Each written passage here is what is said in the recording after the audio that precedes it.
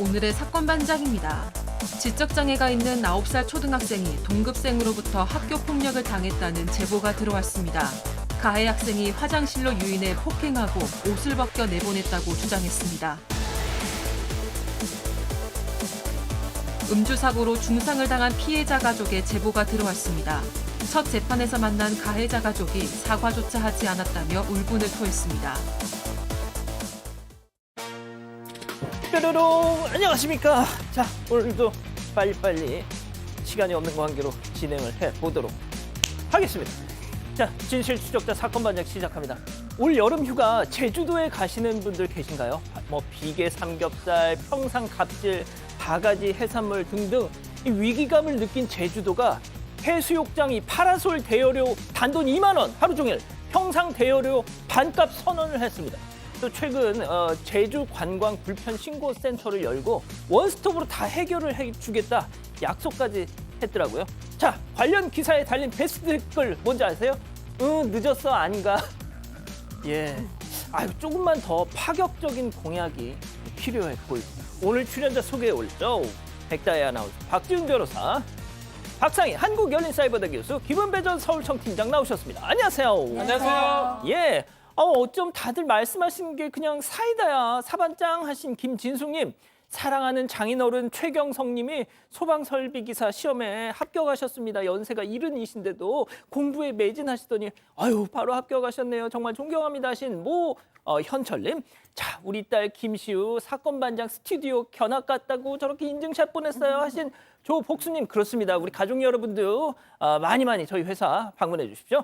자, 오늘 아침 7시 15분 분당선 출근길 열차입니다. 사람도 많았는데 이게 뭔가요 하신 진종환님. 자, 부산 해운대 가족여행 중에 호텔에서 제 중학생 딸내미가 하트 번개를 찍었어요. 약간 좀 억지스럽긴 하지만 그래도 하트 번개. 자, 하신 강흥수님. 자, 화곡동의 정인철님, 박사현님, 임춘식님 모두 사랑합니다. 자, 재미는 물론 우리로 함께하는 아세사반 뉴스 시로고. 예, 대한민국과 전 세계 동포 가족 여러분의 시선을 모아서 출발합니다.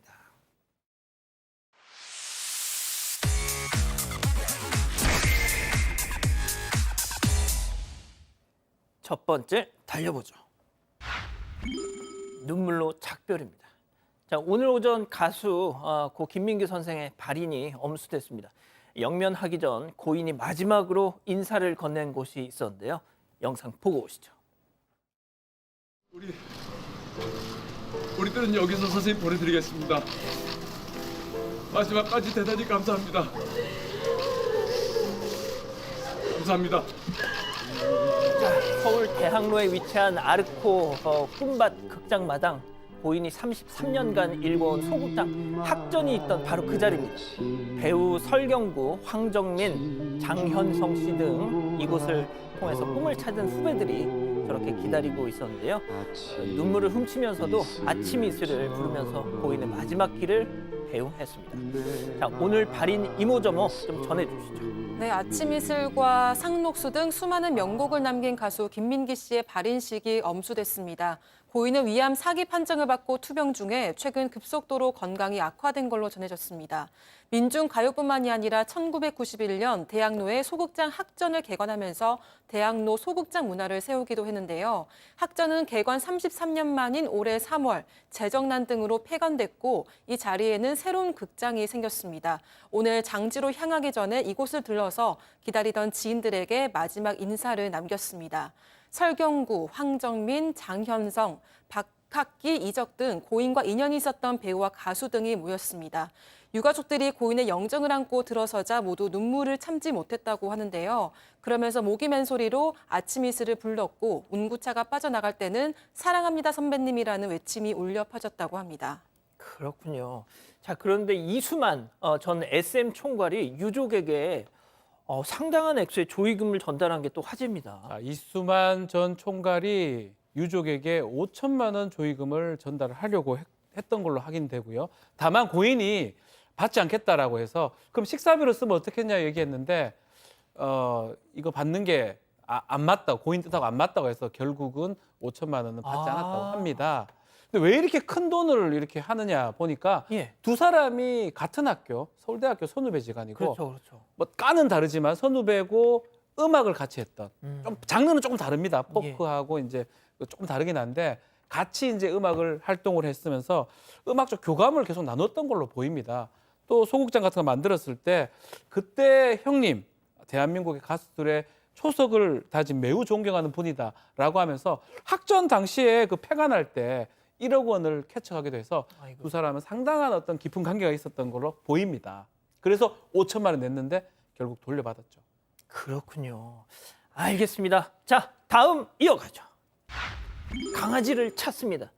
자, 한 괴한 때문에 강아지를 지금 잃어버렸다는 제보입니다. 영상 만나보시죠. 자, 늦은 저녁 댕댕이 산책 중. 자, 그런데 뒤를 힐끔 보더니 종종 걸음을 칩니다.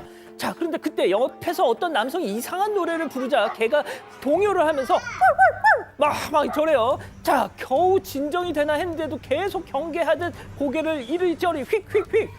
아리가또 고자이마시다. 와, 막 뜬금없는 일본말로 괴성을 지르자 순간 걔가 뛰더니 그 순간 목줄을 풀고 막 어디론가 달려갑니다. 이거 무슨 상황이에요? 네, 견주인 제보자는 해외 출장 일정으로 지난 22일에 제보자가 사는 곳과 다른 지역인 경기 광명에 사는 지인에게 반려견을 맡겼습니다. 지인이 이날 오후 9시 반쯤 안양천에서 개를 산책시키고 있었는데요.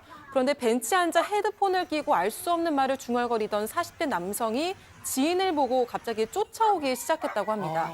남성이 이상한 노래를 부르면서 쫓아오니까 개가 불안해하면서 짖었고 안절부절하지 못했다고 하는데요. 지인이 남성을 피하려고 샛길로 빠졌는데 그러자 남성이 괴성을 지르면서 뛰어오기 시작했습니다. 순간 극도로 흥분한 개가 목줄을 힘으로 빼고 차도로 도망을 갔다고 합니다. 아이고야. 그 과정에서 개가 트럭에 치였다고 하는데요. 아이고. 그런데 그대로 도망쳐서 한 아파트 단지 부근으로 사라졌고 지인을 쫓아오던 남성도 똑같이 사라졌다고 합니다. 아, 지금 저 강아지군요, 교수님. 네, 지금 이 아이의 이름은 소금이라고 합니다. 근데 이 과거에 유기됐던 강아지를 집으로 데려와서 정말 가족처럼 예쁘게 키우셨대요. 제보자의 가족처럼.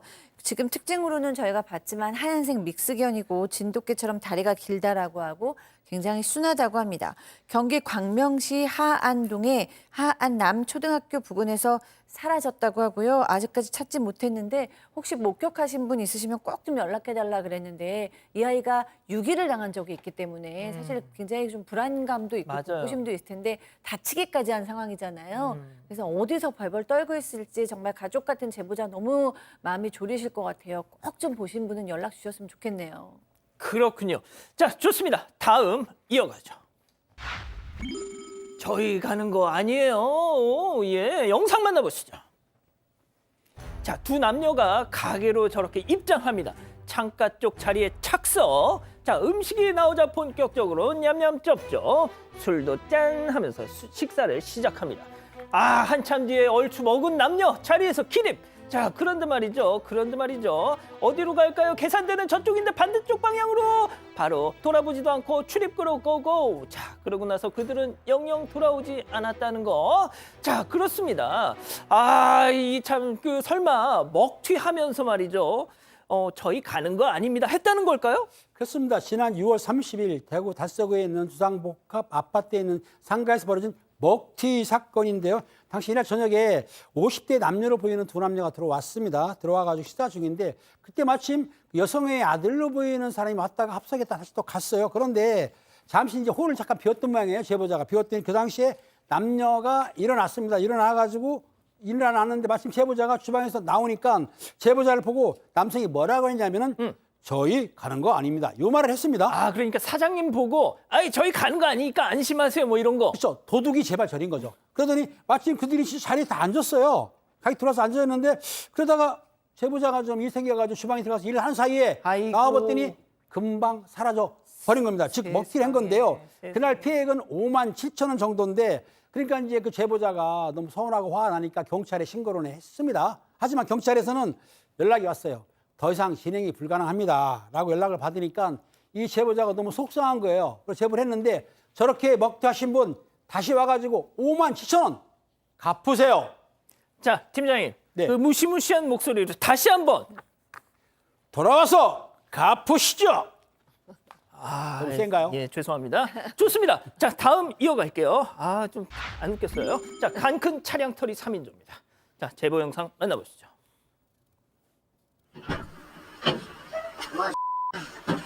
야, 네. 제발 막아지 먹을거. 야, 2만 원. 오케이. 네, 보는 거. 지갑. 지갑. 야, 얼마? 야, 그 기계가. 몇 장이야? 30, 15. 자, 3인조 차량 털이범. 그런데 목소리 딱 들어도 저 영상 딱 봐도 미성년자들 육성이 저렇게 고스란히 남았습니다. 네. 자, 지난 4월 17일인데요. 인천 서구의 한 아파트입니다. 제보자가 좀 피곤해서 차량을 잠그지 못하고 잤는데 다음날 내려와 보니까 현금 한 40만 원, 전자담배가 사라진 걸 알고 블랙박스를 좀 확인해 봤습니다. 보니까 10대 남학생 3명이 저렇게 왔고 사이드미러가 옆으로 잠기지 않았을 때 그걸 알아봅니다. 문 열렸다고 보거든요. 아, 사이드 미러가 접히지 않은 접히면 차를 잠긴 접히지 거고. 않은 차를 그렇죠. 그걸 확인하고 달려와서 트렁크, 좌석, 가방 곳곳에 다 뒤지는 모습이 음성이 확인됐고 현금이 들어있는 지갑을 확인해서 잭팟인데라고 신나하면서 과자도 뭐 먹고요. 뭐 여러 가지 돈하고 담배까지 이제 가져가 버렸는데 바로 신고했는데 10일 이후에 경찰에 잡혔다고 소식이 전해졌습니다. 아, 잡았대요? 예, 근데 문제가 여기는 서구인데요. 아이들이 이제 미추홀구에서 원정터리로 온 것입니다. 여기 말고도 피해자가 상당히 많았다고 하고요. 자, 촉법 소년은 아니라고 해요. 그렇기 때문에 14세 이상이면 형사처벌 받을 수가 있습니다. 재판이 지금 넘겨졌다고 하고 다만 이거 형사는 형사고 민사는 민사대로 갑니다.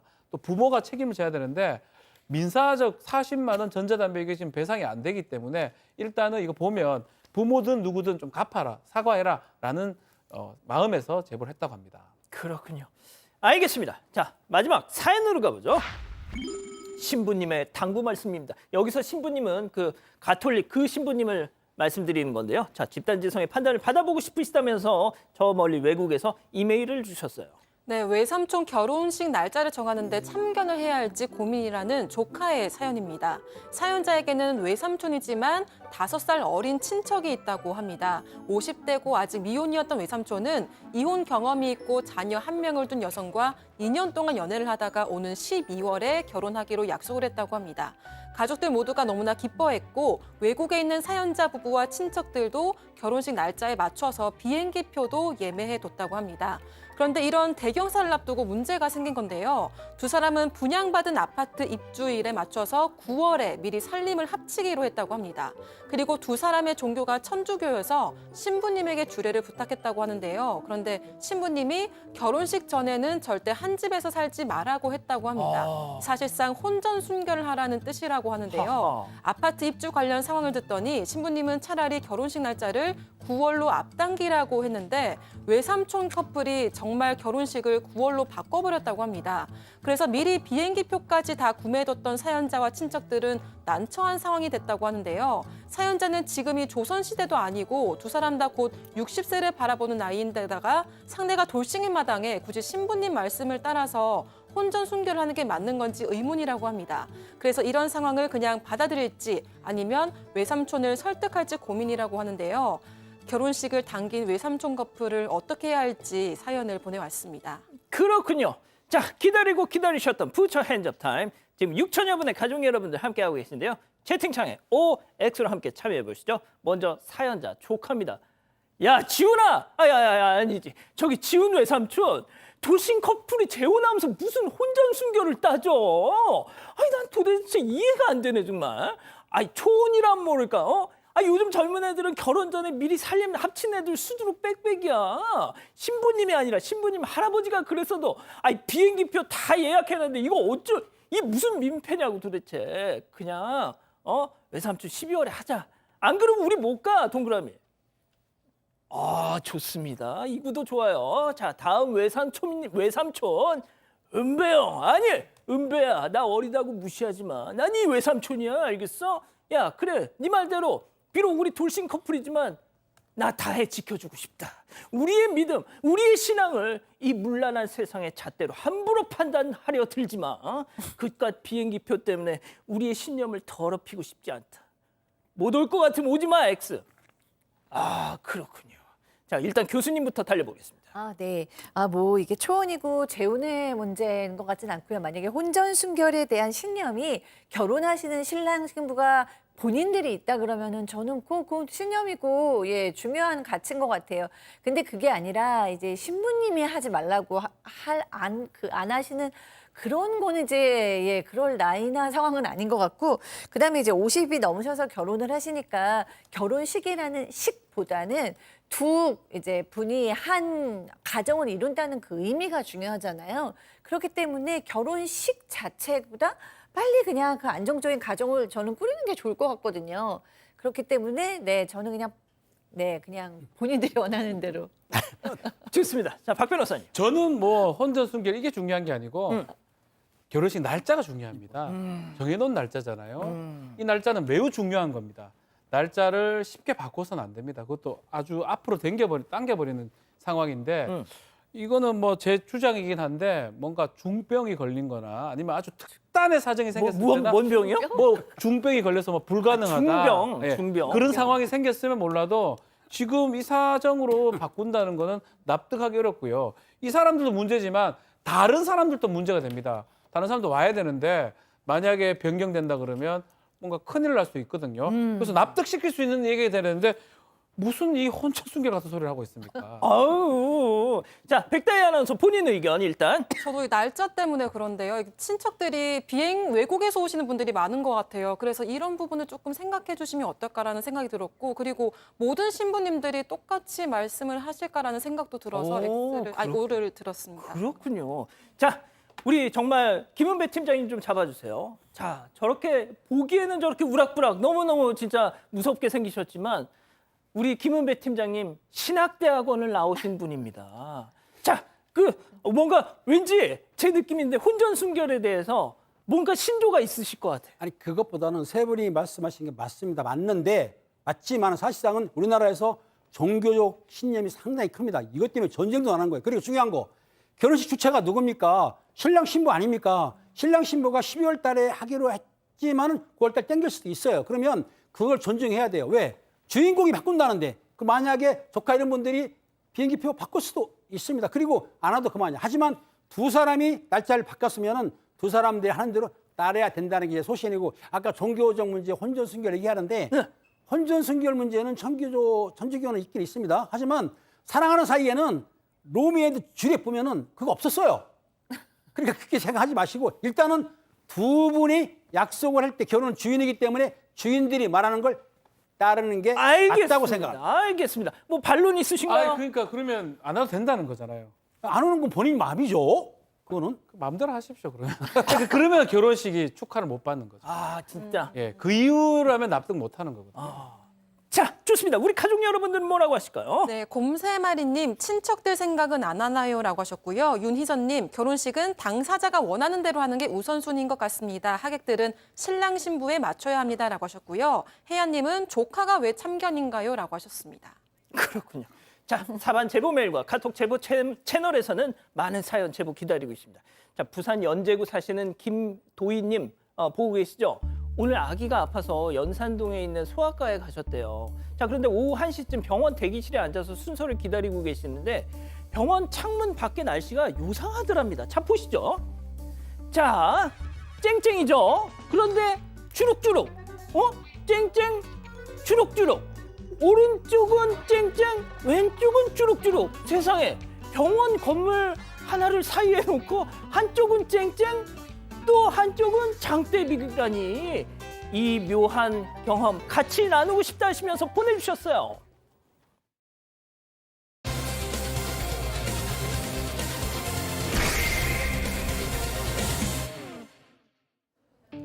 옷을 입지 않은 상태로 엘리베이터를 타는 아이. 1층으로 내려가더니 어디로 가야 할지 한참을 머뭇거리는데요. 또래 친구들을 마주치자 쭈뼛쭈뼛하더니 건물 밖으로 향합니다. 그렇게 거리를 배회하던 아이는 근처 휴대전화 가게 주인의 눈에 띄게 됩니다. 앞에서 이제 여성분이 택시에서 내리면서 그 학생을 마주친 거예요. 지나가는 거를. 저희 매장으로 여성분이 들어오셔서 좀 도와달라고 해서 제가 이제 그 학생을 발견을 한 거죠. 이제 훌쩍거리는 그게 있었죠. 막 되게 울고 나서 훌쩍거리는 거 있잖아요. 그런 상태였어요. 이제 옷도 입지 않고 훌쩍이면서 거리로 나온 이 아이. 대체 무슨 일이 있었던 걸까요? 자, 지적 장애가 있는 9살 아들을 둔 어머니께서 저희한테 제보를 주셨어요. 아이가 이제 일반 학교에 들어가서 잘 적응하면서 지냈다고 하는데 지난달 모르는 번호로 여러 통의 전화가 오면서 이게 시작이 됩니다. 네, 그렇습니다. 좀, 그 그림을 이렇게 좀 그려보면서 저도 이 내용을 봤는데 좀 많이 속상하네요. 이 제보자는 세 아이의 어머니입니다. 그런데 이 아이들 중에서 첫째 아이가 9살인데 지금 초등학교 3학년이에요. 근데 어렸을 때부터 말도 좀 느리고 소근육도 좀 느리고 7살 무렵에 지적장애 중증 판정을 받았습니다. 그렇지만 학교나 집을 오갈 수 있기 때문에 그냥 일반 학교를 다니면서 집에 오기로 하고 이렇게 교육을 시켰어요. 예. 그날도 이제 아이가 학교에서 오기를 기다리고 있는데 갑자기 전화가 막 울려가지고 받으니까 경찰서였습니다. 근데 그 경찰관께서 뭐라고 얘기하시냐면 지금 아이가 경찰서로 와서 친구한테 괴롭힘을 당했다고 얘기하는데 온몸에 옷을 지금 다 벗고 아이고야. 옷을 다 벗고 와서 조끼를 입혀놨습니다라고 얘기를 하는 거예요. 너무너무 놀라셔가지고 경찰서로 뛰어가셨겠죠? 근데 이 보니까 아이가 친구한테 뭐 이렇게 폭행을 당했다라고 얘기를 하고 이 아이가 횡단보도에 서 있으니까 어떤 시민이 휴대폰을 파는 가게로 이 아이를 빨리 데려갔어요. 그냥 횡단보도 앞에 그 학교에 친구들이 서 있었거든요. 세상에. 얼마나 창피했을까. 그래서 어쨌든 그 휴대폰 사장님이 경찰서로 데리고 왔습니다. 자, 지적 장애가 있는 9살 아들이 온전히 다 옷을 입혀서 학교에 보냈는데 아까 영상 보셨죠? 딱 신발만 신고 있었다는 거예요. 네, 어머니에 따르면 아이는 초등학교에 입학한 후에 일반 학급에서 적응을 잘했다고 합니다. 수업 태도가 좋다는 칭찬도 여러 번 들었다고 하는데요. 그런데 아이에게 선택적 함구증이 있어서 학교에서는 말을 잘 안 했기 때문에 친한 친구가 없긴 했다고 합니다. 하지만 그럼에도 학교에 가기 싫어한 적은 없었다고 합니다. 그런데 이날 아이가 털어놓은 이야기는 충격적이었습니다. 휴대전화 가게에서도 경찰서에서도 처음에는 불안해하면서 말을 안 하다가 조금씩 말을 하기 시작했다고 하고요. 필담으로 조사가 진행됐다고 합니다. 아이의 진술에 따르면 사건 당일 같은 반 친구 한 명이 맛있는 거 먹으러 가자면서 자신이 다니는 학원 건물로 데려갔습니다. CCTV에서도 둘이서 엘리베이터를 타는 걸 볼 수 있습니다. 자, 일단 피해 아동 측의 주장입니다만 보셨듯이 CCTV 상으로도 일부 확인이 됩니다. 맛있는 거 먹으러 가자 친구가 불러내서 학원 화장실로 데려간 뒤에 때리고 옷을 벗겨서 내보냈다는 겁니다. 아까 보신 것처럼. 그리고 이런 말도 했다고 합니다. 체크포인트 짚어보죠. 야, 너는 그냥 이렇게 다녀. 자, 피해 아동 어머니 얘기 직접 들어보시죠. 근데 그 아이가 고의적으로 저희 아들을 일찍 데리고 나가더라고 맛있는 걸 사준다고 둘이서만. 그래가지고 이제 그 상대방 아이가 다니는 학원이 있거든요. 거기로 이제 4층에 데려가가지고 남자 정지해서 이제 뭐 폭행을 하고 강제로 옷을 벗긴 다음에 저희 아들을 너 이러고 다니라고 내보냈다고 하더라고요. 보면 왼손으로 어깨를 잡고 오른손으로 팔을 잡고 나오더라고요. 그리고 한번 가방실을 밀치더라고요. 엘리베이터에서 기다리고 그 아이는 중간에서 복도 중간에서 계속 쳐다보고 있었잖아요. 일단은 피해 아동 측의 진술입니다만 네. 와, 이거 초등학교 3학년이에요. 자, 피해 아동 측 주장이긴 하지만 뭐 CCTV가 지금 있기 때문에 어느 정도는 그 주장하고 지금 합당한 얘기가 보이고 조금 더 정리를 해드리면요. 원래 학교에서 급식 시간이 됐기 때문에 학교에서 밥을 먹어야 되는데 한 10분도 안 돼서 구내식당에서 둘이 나왔다고 합니다. CCTV에 포착이 되고 있고요. 그리고 곧장 학원 내 건물에 들어갔다고 하고 피해 아동 측 얘기에 따르면 친구가 일부러 아이를 학교에서 일찍 데리고 나가서 학원 건물 4층 화장실로 가가지고 아들을 때리면서 옷을 벗긴 다음에 너 이렇게 하고 다녀라라고 얘기를 했다고 주장을 합니다. 그러면서 지금 나왔던 엘리베이터 쪽으로 가라는 데 밀었고요. 그래서 복도에 있던 어른들도 놀랐다고 하면서 이 학원에서 들어가는 모습도 이렇게 포착이 됩니다. 피해 아동이 엘리베이터를 탔는지 또 문을 열고 확인하는 모습까지 이 가해 학생으로 하겠습니다. 또 그런 모습까지 있었다고 합니다. 자, 저 아이를 자기 친구를 저렇게 옷을 다 벗겨놓고 그 아이가 가는 모습을 뒤에서 지켜보면서 거의 뭐 확인하듯이 이런 장면까지 지금 나가고 있는데, 자, 일단 아이한테 얘 너 도대체 어떻게 된 거야 하면서 어머님이 붙잡아 놓고 이렇게 차분히 물으셨겠죠. 네, 그렇습니다. 이 피해 아동의 어머니는 사건 당일 외에 그동안 무슨 일이 있었는지 아들에게 솔직하게 얘기하라고 잘 타일렀다고 합니다. 그래서 듣게 된 이야기에 따르면 이 친구의 괴롭힘은 4월부터 시작됐다고 합니다. 무용 시간에 아들이 친구들과 다른 동작을 하면 왜 동작을 틀리냐 이렇게 지적하기도 했다고 하고요. 사건이 있기 전날에는 이동 수업이 있어서 복도에 줄을 서 있는데 아들이 필통을 떨어뜨려서 줍는 과정에서 이 친구의 팔을 스쳤다고 합니다. 그랬더니 친구가 왜 때리냐 이렇게 이야기를 하면서 아들의 팔을 세게 잡기도 했다고 하는데요. 이후 그 친구는 담임 선생님에게 제가 실수로 절 때렸어요 이렇게 말하기도 했다고 합니다. 이 선생님은 아들에게도 확인을 했다고 하는데요. 그런데 아들이 스쳤다는 말을 몰랐고 선생님과 친구가 때렸냐고 물으니까 아 이것도 때린 건가 싶어서 고개를 끄덕이고 말았다고 어머니가 주장을 했습니다. 이 사건 전날 그런 일이 있었다고 하니까 피해 아동 어머니는 그 친구가 혹시 이것 때문에 다음날 그런 행동을 한 게 아닌가 이렇게 추측을 하고 있는 상황입니다. 어떻게 보면 결과적으로 선생님한테 폭행을 당한 사실을 뭐 알린 결국 뭐 상황이 됐으니까 그에 대한 보복으로 저런 게 있었던 게 아니냐라고 추측을 하신다는 거죠. 자, 그 아이가 입고 있던 옷, 가방 이걸 계속 찾아다니셨대요. 찾았답니다. 근데 그 상태가 정말 기가 막혔다는 거죠. 어머니 얘기 계속 들어보시죠. 옷이랑 가방이 남자장실에 그대로 있는데 많이 젖어 있더라고요. 특히 티가 많이 젖어 있더라고. 위에가 티가 있었거든요. 나머지는 이게 젖어서 이렇게 같이 젖은 건지 가방도 이렇게 살짝 젖어 있더라고요. 경찰에서 일단은 가져가시고 세탁은 하지 마시고 보관하고 있으라 그랬는데 제가 그 일주일 전에 생각이 나서 한번 꺼내봤는데 지금 소변 냄새가 엄청 강하게 나더라고요. 자, 은배 팀장님, 그 옷에서 왜 소변 냄새가 날까요? 그렇습니다. 당시에 그 피해 아동의 삼촌이 사실은 그 해당 화장실에 가가지고 옷가지를 찾아왔는데 그 중에서 티셔츠가 흠뻑 젖어 있다는 거예요. 그래서 경찰한테 물어봤더니 경찰은 아마 증거로 남기려고 해서 집에서 보관해달라고 했던 거예요. 세탁하지 말고. 그래서 집에 보관해서 두고 있었는데 얼마 후 지나다 보니까 냄새가 나는 거예요. 봤더니 소변 냄새가 나는 겁니다. 그래서 아마 그 피해자 측에서 뭐라고 하냐면 아마 요 화장실 바닥이 젖어 있지 않았기 때문에 아마 티셔츠 같은 것을 화장실에 넣다 뺀 거 아니냐. 소변이 묻은 거 아니냐 생각을 해서 경찰한테 알렸더니 경찰은 뭐라고 하냐면 그러면 소변 냄새가 나면 빨아가지고 세탁해서 갖고 계세요라고 말했다고 합니다. 그러면서 뭐라고 했냐면 경찰이 그 가해 아이가 10세 미만이기 때문에 범법소년이라 형사처벌 안 된다고 했는데 여기에 중요할 거 뭐냐면 원래 범죄 소년 같은 경우는 14세 이상 19세 미만의 범죄 소년이라고 그러고 촉법 아시죠? 촉법은 10세 이상 14세 미만 10세 그러니까 촉법 소년은 형사처벌을 안 받아도 보호처분 받는데 지금 말한 범법 소년은 10세 미만이기 때문에 형사처벌도 그다음에 보호사건도 안 됩니다. 보호처분도 안 받아요. 그러면은 형사처분 받을 수 없기 때문에 아무 처벌을 못 하지만 단지 제가 알기로는 민사소송은 가능하기 때문에 그것만 남지 않죠. 그러니까 이 소년은 사실은 형사처벌 안 받으니까 부모한테 보내고 또 부모 훈계하거나 예. 그 소년을 훈계하는 수밖에 없다라고 보는 거죠. 그 범법 소년 그냥 제가 쉽게 말씀드리면 2023년 노원구의 한 아파트 단지에서 고층 아파트에서 그 8살짜리가 돌멩이를 그냥 밑으로 던졌어요. 70세 어르신이 그걸 맞아서 즉사하셨습니다. 걔 그냥 지금 학교 다닙니다. 그거예요. 아무것도 못하는 겁니다. 그렇죠.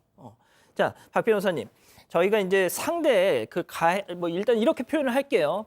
가해 아동 측 입장도 좀 듣고 싶어서 학교에 좀 연락을 했죠. 자, 지금 학교 밖에서 일어난 일이에요. 학원에서 일어난 일이죠. 그렇지만 학생들 간에 일어난 일이기 때문에 상급 기관하고 해서 학교에서 조사도 하고 있는 상황인데 학교 측에서는 일단은 학생 주장들만 있기 때문에 좀 조심스러워하는 것 같습니다. 또 주장이 완전히 대립되는 상황이기 때문에 그것만 알려주고 절차에 따라 진행하고 있다라는 정도만 알려주고 있는 상황이고요. 또 언론에서 취재 요청 왔다는 거를 해당 부모한테는 알려주는 게 혹시나 오해할 수 있기 때문에 누가 잘못했다. 그래서 그것은 곤란하다고 말하는 상황인데 이제 문제가 피해 아동 어머니 또 이 어머니가 이른바 지금 가해아동 쪽이 근처에 산다고 합니다. 근데 보면 별 문제 없이 이제 부모님이나 뭐 아이가 다니는 모습, 사과 별로 없고 미안한 기색 없이 잘 지내는 것 같아서 그게 상당히 좀 억울하고 답답한 마음이 들어서 이렇게 제보까지 하게 됐다고 얘기를 하고 있습니다. 자, 지금 아이 상태가 과연 정상적일까요, 교수님?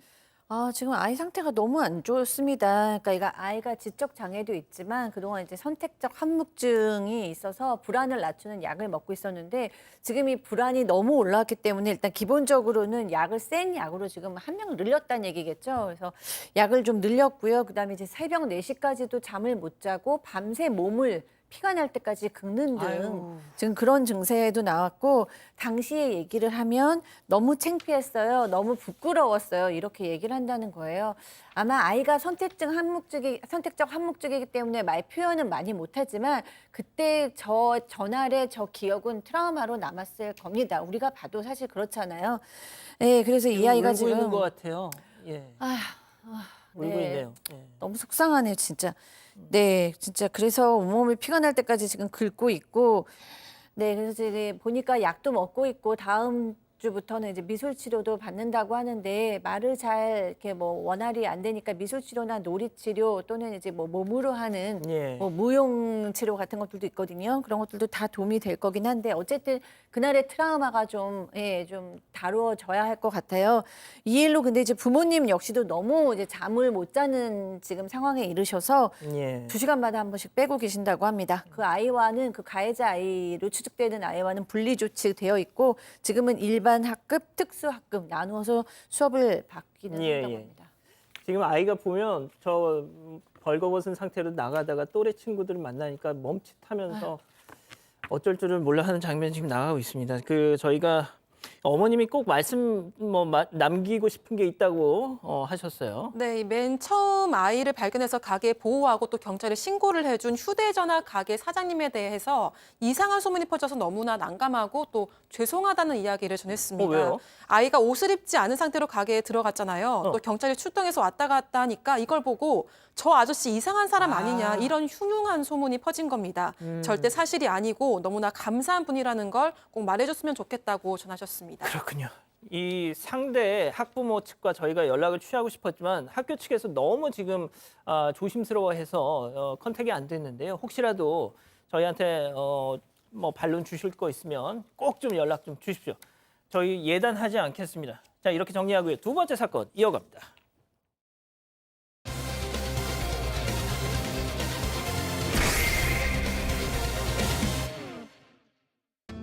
음주 사고로 중상을 당한 피해자 가족의 제보가 들어왔습니다. 첫 재판에서 만난 가해자 가족이 사과조차 하지 않았다며 울분을 토했습니다. 첫 재판 현장을 짚어봅니다. 자, 지난 28일 전해드렸어요. 저희가 이 사건을 술 마시고 운전대 잡은 그 포르쉐 운전자가 꽃다운 나이에 10대 운전자를 사망케 했던 정말 그 사고 일단 그 사고 피해 가족분께서 저희한테 제보를 주셨는데 일단 그 내용부터 정리하고 가죠. 네, 이 사고 이제 저도 굉장히 좀 뚜렷하게 기억이 나거든요. 예. 왜냐하면 그 피해를 입은 또 운전자가 19살 막 고등학교를 맞습니다. 졸업한 너무 어린 꽃다운 아이였기 때문에 저도 너무 안타까워했던 사고입니다. 지난달 27일 새벽 12시 45분에 전주의 한 교차로에 일어났고요. 포르쉐 차량이 경찰을 이렇게 가서 이제 추돌을 한 사고였습니다. 근데 50km의 속도 제한이 있는 거리에서 159km로 달려서 이제 과속을 했고요. 그때 적색 전멸등의 신호를 잘 지키고 서 있던 그런 경찰을 그대로 가서 들이받은 거죠. 그리고 또 이제 심지어 조사 결과 포르쉐 운전자가 사고 직전에 브레이크도 밟지 않은 것으로 지금 밝혀지고 있습니다. 경차 그때 수십 미터를 가가지고 내동댕이 쳐서 전복되었고요. 포르쉐 차량도 바로 멈추지 못하고 100m가량 미끄러지다가 연석에 부딪히고 멈췄습니다. 그리고 아까 말씀드렸듯이 이걸로 인해서 19세 운전자가 사망을 했고 동갑내기 친구 역시 옆에 있던 친구도 머리를 크게 다쳐서 중상을 입고 병원에 옮겨졌습니다. 앞서 보신 그 주유소 CCTV 영상만 저희가 처음 그때 전해드렸을 때 그 영상만 제공을 해드렸었는데 자 저희가 단독으로 확보를 했습니다. 그 두 사고 차량의 블랙박스 영상을 저희가 확보를 했습니다. 그날 무슨 일이 있었는지 백다희 아나운서가 영상을 보면서 좀 설명을 해주시죠. 네, 두 차량의 블랙박스 영상을 보면서 설명을 드리겠습니다. 네, 늦은 밤 당시 도로 CCTV에는 꽤 빠른 속도로 질주하는 차량 한 대가 포착이 되고 있습니다. 이어서 포르쉐 차량 블랙박스 영상을 볼 텐데요. 굉음을 내면서 이 황색 전멸등 신호도 무시한 채 무서운 속도로 질주하는 모습을 확인할 수 있습니다. 반면 경차 블랙박스는 어두운 밤길에 아주 천천히 주행을 하는 모습이고요. 초보 운전이었기 때문이었습니다. 또 저 멀리 적색 전멸등을 보고서는 서서히 멈추어 섰는데 그리고 한참 동안 기다리면서 주춤하다가 차들이 다 지나가고 나서야 조심히 좌회전 시도를 하는 모습을 확인을 할 수 있습니다. 그런데 이제 포르쉐 차량과 충돌하면서 영상이 끊어지고 맙니다. 네, 가해 차량인 포르쉐 블랙박스는 무슨 영문인지 사고 직전 영상은 잘려 있습니다. 하지만 가해 운전자가 얼마나 빠른 속도로 내달렸는지는 확인할 수 있는데요. 당시 신호 위반과 과속 그리고 음주운전으로 인한 사망사고가 났지만 경찰은 현장에서 당연히 해야 했을 음주 측정을 하지 않아서 지금 논란이 되고 있습니다. 게다가 경찰이 동행하지 않고 가해 운전자를 혼자서 병원에 보낸 걸로 전해지기도 했는데요. 그 사이 가해 운전자는 퇴원을 해서 음주 측정이 한참 뒤에 이루어졌다는 사실에 많은 사람들이 공분하고 있습니다. 또 이른바 술타기 수법, 음주운전 후에 술을 추가로 더 마셔서 음주 측정에 혼선을 주는 편법을 쓸 거라는 지적도 나왔던 상황입니다. 자, 술타기 수법. 가수 김호중 음주 사고 이후 진짜 유행처럼 번지고 있죠. 그 우려가 현실이 됐습니다. 체크포인트 짚어보죠. 맥주 2캔 벌컥입니다. 네. 술을 더 먹었다는 거예요. 사고 이후에도. 자, 이걸 술타기 수법이라고 하는데 조금 시간적으로 좀 정리를 해주면 사고 당일 오후 7시에 오피스텔에서 지인하고 맥주 500ml 3캔을 마셨다고 본인이 진술하고 있습니다. 3시간 40분 뒤에 오피스텔에 나와서 운전했고 지금처럼 신호위반 가속으로 큰 사고를 냈죠. 그 이후에 경찰 없이 홀로 병원에 간 다음에 1시간 40분에 병원에서 퇴원해서 다시 편의점에서 맥주 한 캔을 사서 또 벌컥 마시고요. 다시 집 근처에 도착을 해서 또 편의점에 갑니다. 차를 세우고 지인 차를 타긴 했지만 또 맥주 한 캔을 들이킵니다. 경찰 그 후에야 가해 운전자 찾았고요. 사고 발생한 지 2시간 20분 만에 오전 3시 3분입니다. 이때 음주 측정을 처음 하고요. 당시 측정 자체가 0.084% 혈중 알코올 농도 나옵니다. 면허 취소 수치긴 합니다. 그래서 이 측정 이후에 귀가 조치를 한 것으로 전해집니다. 자, 그때도 전해드렸잖아요. 경찰한테 이 포르쉐 운전자가 나도 다쳤어요. 나 병원 좀 가야겠으니까. 그러세요. 음주 측정도 안 하고 그냥 병원으로 보내줬어. 동행도 안 하고. 그래서 병원에 갔다가 대강 이렇게 치료 간단하게 받고 바로 그냥 도망치듯 퇴원을 해버린 겁니다. 그리고 나서 또 편의점 가서 술 먹고 말 그대로 술 타기를 한 거예요. 자, 그래서 어떻게 됐습니까? 네, 사고 2시간이 지나서 측정한 혈중 알코올 농도는 0.084% 면허 취소 수준이었습니다. 하지만 이 수치는 사고로부터 시간이 지나고 측정됐기 때문에 그러니까 가해자가 사고 후 술을 더 마시는 술타기 수법으로 객관적인 증거로 사용될 수가 없는 상황이라고 합니다. 경찰은 위드마크 공식을 적용해서 혈중 알코올 농도 0.051%로 검찰에 송치를 했습니다. 하지만 검찰은 향후 재판 과정에서 증거로 인정받을 수 없다고 보고 가장 보수적으로 적용해서 0.036%로 공소장에 기재를 했는데요. 이는 운전면허 정지 처분의 수준의 수치입니다. 10대의 어린 생명을 앗아갔지만 결국 최소한의 음주 수치를 적용해서 재판을 받게 된 겁니다.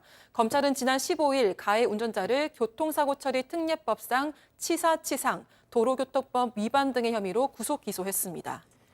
그 당시 그냥 동행도 않고 병원에 그 가해자 그냥 보내준 경찰들 지금 감찰받고 있습니다.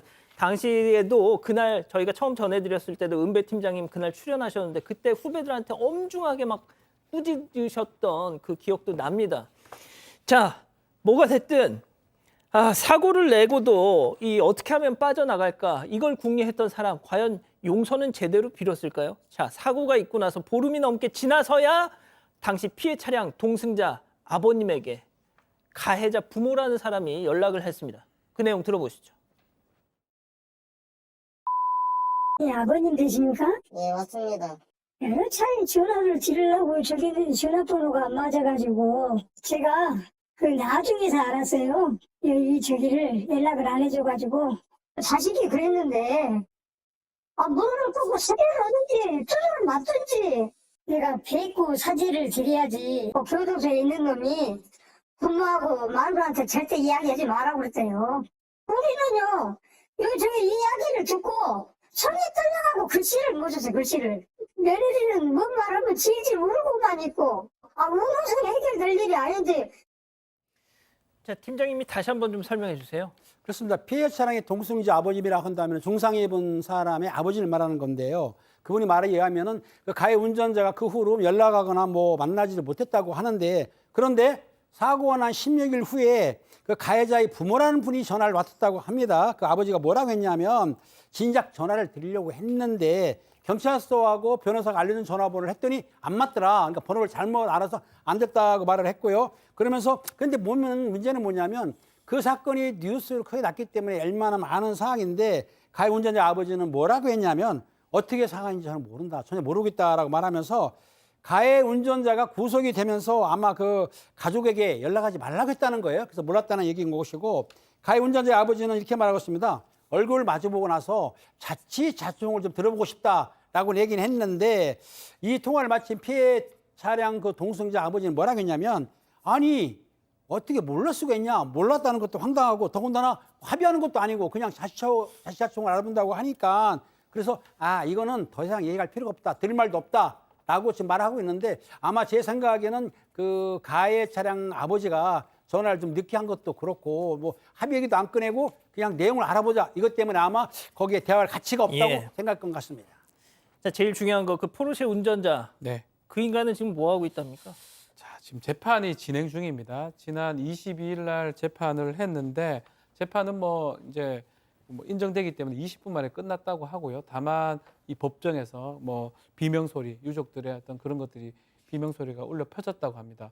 지금 눈에 띄는 부분 중에 하나가 피해 가족들의 뭐 얘기긴 한데 법정에서 이 가해 운전자가 사과는커녕 고개 빳빳이 세우고 그 모습을 보여서 분노를 좀 사게 됐다고 했고 하고 또 피해 가족들의 얘기에 따르면 가해 운전자가 그런 얘기를 했대요. 나 지금 합의할 생각 없다. 몸으로 때우면 되지. 이런 식으로 말을 했다라고 합니다. 그래서 너무 이런 태도가 좀 허망해서 한동안 이 피해 가족들이 발길을 법정에서 옮길 수 없었다고 합니다.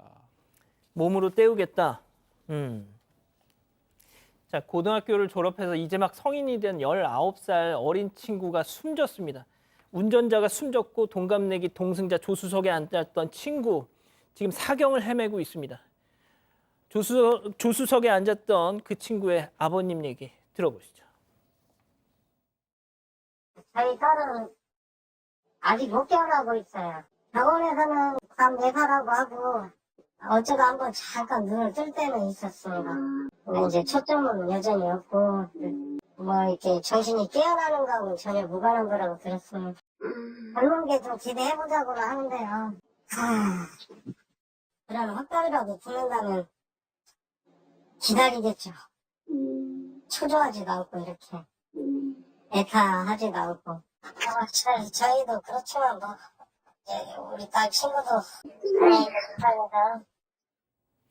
자, 교수님. 네, 이 동승자는 지금 사고 26일째 못 깨어나고 있습니다. 얼마나 부모님들의 마음이 애타시겠어요. 병원에서는 반뇌사 상태다라고 얘기를 했고요. 아직은 젊으니까 좀 기다려가지고 기다려보자라고 얘기하지만 간 수치도 올라가고 열도 떨어지지 않아서 너무 속상해하고 계시고 현재는 중환자실 집중관리실에 있다고 하고요. 그 가해자의 뻔뻔한 태도에 너무나 화가 난다라고 부모님께서 밝히셨습니다. 자, 팀장님, 그 몸으로 때우겠다고 하면은 이거 어떻게 되는 겁니까? 몸으로 때운다 그러면은 자기가 돈을 합의 안 한다는 얘기고 아마 그 실형을 받더라도 산다는 얘기죠. 그런 상황이기 때문에 뭐 제가 보기에는 그렇게 맘먹은 사람은 방법은 없습니다. 하지만 강하게 처벌을 해야 되겠죠. 알겠습니다. 자, 두 번째 사건 정리하고요. 별별 상담소 이어갑니다.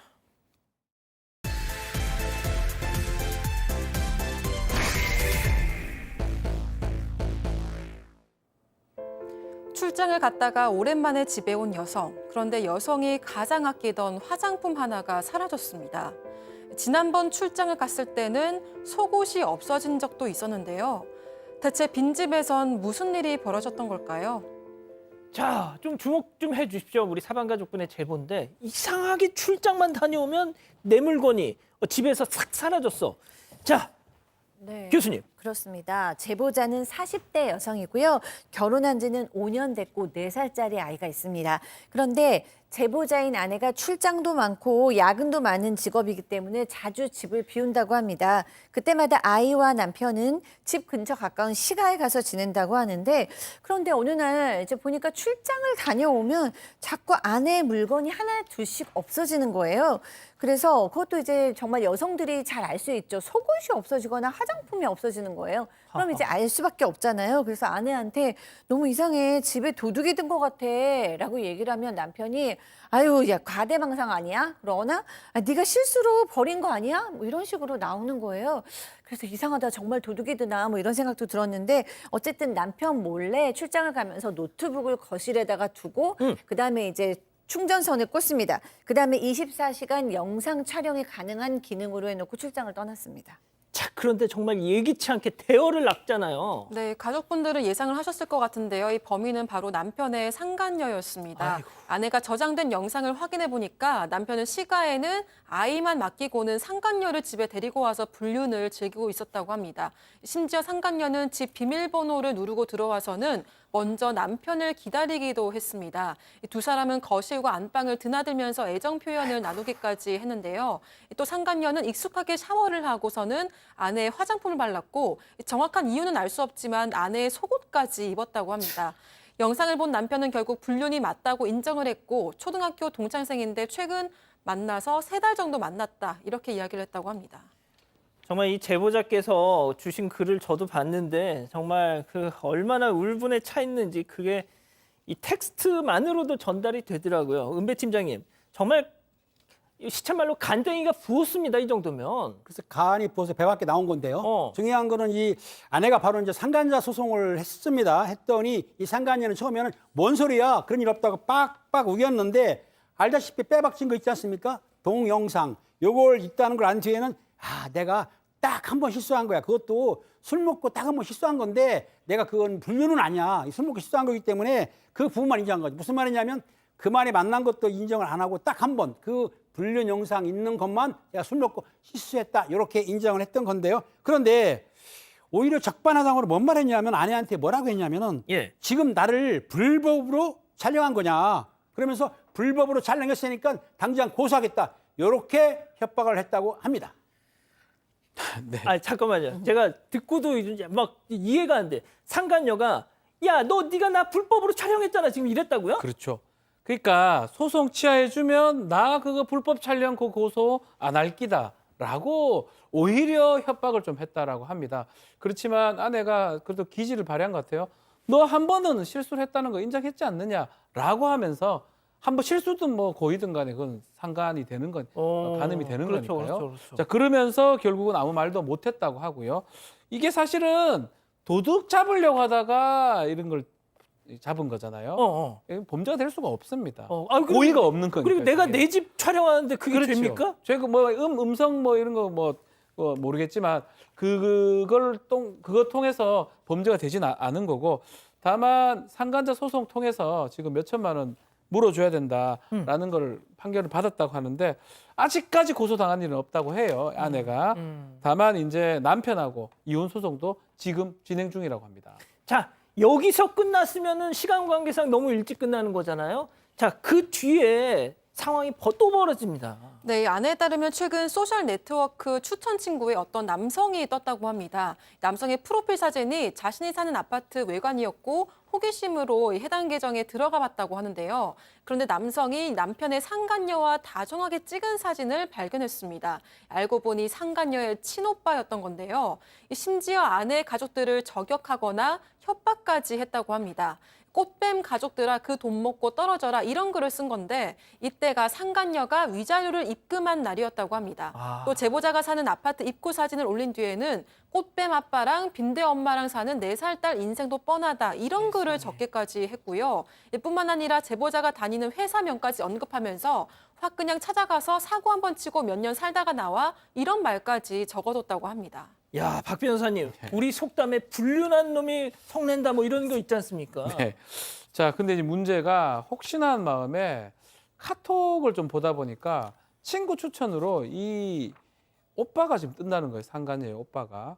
그래서 결국 나중에 확인해 보니까 이 오빠가 이 제보자의 전화번호를 지금 저장해 놓고 그 안에 내용들이 있습니다. 부모 꽃뱀, 애기 꽃뱀, 꽃뱀들이 참 무섭다. 와. 이게 본인들을 지칭해서 지금 하는 말을 보이고 사실은 남편하고 지금 소송 중이거든요. 이혼 소송. 응. 왜 또 아내도 아내지만 4살 된 딸한테까지 이렇게 그러니까. 저격하고 협박하는지 알 수 없고요.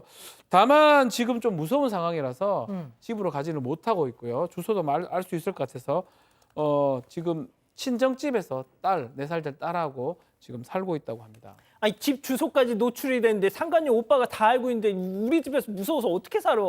자, 여기서 오늘의 궁금증 짚어보죠. 자, 남편 상간녀의 오빠한테 협박을 받고 있습니다. 세상에. 나와 딸의 안전을 지킬 방법이 있을까요? 라고 묻고 계시네요, 팀장님. 그렇습니다. 저게 문제가 뭐냐면 협박 같은 경우에는 인터넷이든 아니면 개인적으로 하든 간에 협박 내가 겁먹었다 그러면 협박죄는 가능합니다. 협박죄는 가능하기 때문에 협박죄를 할 수도 있고 또 그리고 특정인을 지목해서 명예훼손도 가능하기 때문에 실제적으로 고소장을 작성해가지고 접수하게 되면은 경찰서에서 이걸 수사할 거라고 생각이 듭니다. 자, 일단 박 변호사님. 자, 이 문제가 이제 사실 특정의 부분이거든요. 아니라고 할 가능성이 높아요. 다른 의미를 적은 것이다. 그래서 그런 부분들을 좀 더 확인할 수 있는 증거가 필요할 것 같고요. 좀 전에 제가 말씀드렸지만 불법 촬영은 절대 아닙니다. 그 고의적으로 해야 되는데 도둑 같은 거 검거하려고 켜놓은 거기 때문에 요거는 뭐 고소가 들어온다 하더라도 처벌이 되지 않을 것 같습니다. 자, 교수님, 진짜 가족은 가족인가 봐요. 여동생이 그러면은 아이고 이 못난 것 이래도 지금 될까 말까 하는 판에 오빠가 지금 같이 저렇게 그러니까요. 지금 상간녀 소송에서 이미 승소한 상황이잖아요. 그러니까 법적으로 끝났는데 그거를 도리어 이쪽을 꽃뱀이라고 하는 건 무슨 논리고 무슨 억측인지 이해가 잘 되지 않는데 어쨌든 지금 이 제보해 주신 분은 딸까지도 협박하기 때문에 엄마의 마음으로 얼마나 지금 불안하시겠어요. 저는 좀 공권력이나 주변에서 도와줄 필요가 있고 이혼 소송이라고는 하지만 어쨌든 이 아빠 본인이 잘못했는데 위험은 아내와 딸이 당하고 있잖아요. 아빠도 어떻게 해서든지 간에 이 딸을 보호하는 데 협조해야 되지 않을까 하는 생각 듭니다. 그러니까요. 자, 우리 가족 여러분들 지금 막 부글부글 하세요. 네, 많은 분노의 댓글들이 올라오고 있는데요. LYA님, 남편은 훔친 걸로도 모자라는지 죄질이 고약합니다라고 하셨습니다. 복순이님, 요즘 왜 가해자들이 큰 소리죠?라고 하셨고요. 군산 사는 남원땡님, 내 집에 내가 CCTV를 설치하든 말든 무슨 상관인가요?라고 하셨습니다. 그러니까 말이죠. 자, 여기서 정리하고요. 잠깐 전하는 말씀 듣고 오겠습니다. 이건 비빔밥의 레볼루션. 비빔드밥. 이미 비벼져 있다. 건더기 양 미쳤다. 비빔드밥. 이건 비빔밥의 넥스트 레벨. 맛있다. 양반 비빔드밥. 들어봐. 우리의 평범한 휴식이 잠시나마 특별해지는 순간. 완벽한 밸런스로 더 나은 다음을 향해. 칸타타 콘트라베이스.